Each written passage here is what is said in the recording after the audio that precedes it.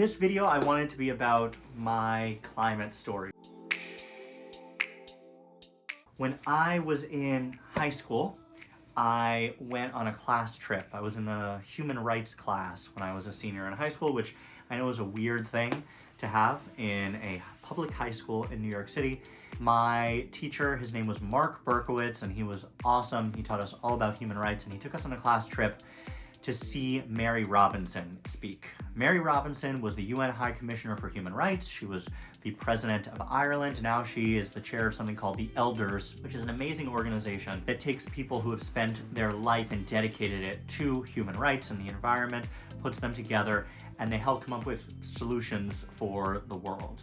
Mary Robinson spoke when I was, I think, probably 16 or 17. And she laid out this argument for how the planet and humans are inextricably connected. And I know that might seem really obvious now, but a million years ago, when I was a kid, it wasn't something that was so obvious to me. Then when I got to college, I ended up studying sustainable development, which is the idea that we need to have as many resources on our planet for us to be able to use, and we need to make sure that we're preserving them for future generations. From the air we breathe, to the water that we drink, the food we eat, soil, everything. In studying this, I realized that I was gonna need to take chemistry and biology. And I am not a big chemistry person, so I ended up quitting the major. I ended up not actually finishing it, even though I took a bunch of classes in it.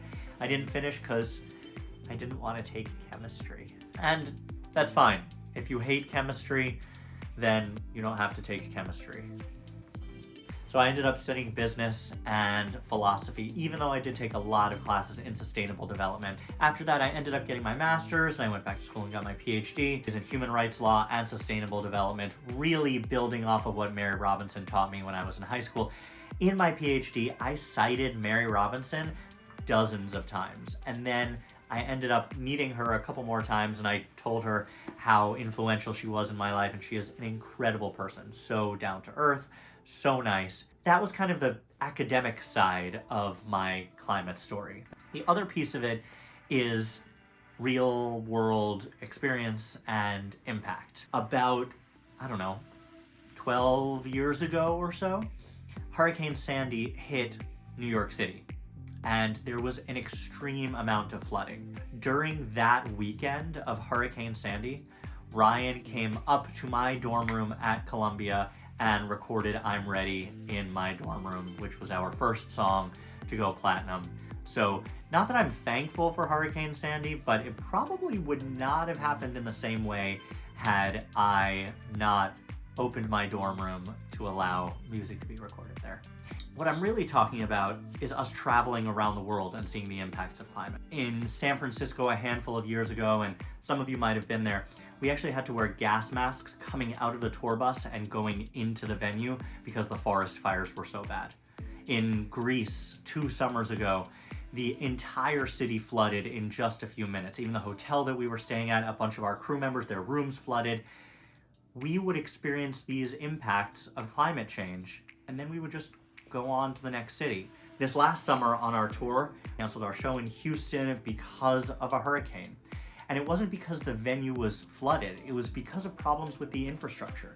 We couldn't get in touch with people to see if there would be enough people to staff the venue for security, for the food, etc. Climate change touches us in so many different ways. It touches our health, it touches how we get from place to place, the energy that's in our walls. You've heard me talk about this. It touches our food, our clothing. And once I really started to internalize that, climate became so important to me. Even during this last election cycle, I rarely used the words climate change.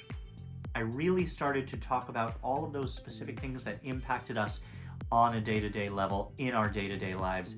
And that seemed to be a more resonant message for people, which was really exciting for me to find out, because what we need is a much bigger movement. We need a lot more people engaged at a really deep level. And if that takes using a different narrative to get people involved, great. That's completely fine. My climate story is continuing every single day. You know that I teach climate policy. Know that I run an organization that focuses on turning climate thought into climate action, real world solutions. I write all the time for different outlets, and I have a lot of other really fun projects that you'll hear about probably in the next couple of weeks that have to do with climate and how we can get people engaged at a deeper level. My climate story is because I kept feeling the impacts of it over and over again. There was a lot of science that tells you when you're listening to a song, you'll generally need to hear it at least 3 times in order to get excited about it, to go and listen to it on Spotify or Apple, to go buy a concert ticket, to go buy merch. You need that kind of constant exposure to it. And with me, that's what climate was. It hit me in high school, it hit me in college, it hit me as we've been touring, it's hit me so many different times. And that's what it really took for me to get deeply engaged. I hope that you all find things that you're as passionate about, as excited about as I am about making a difference in climate. I hope you can find your advocacy moment, your advocacy thing. And if that is climate, welcome to the movement.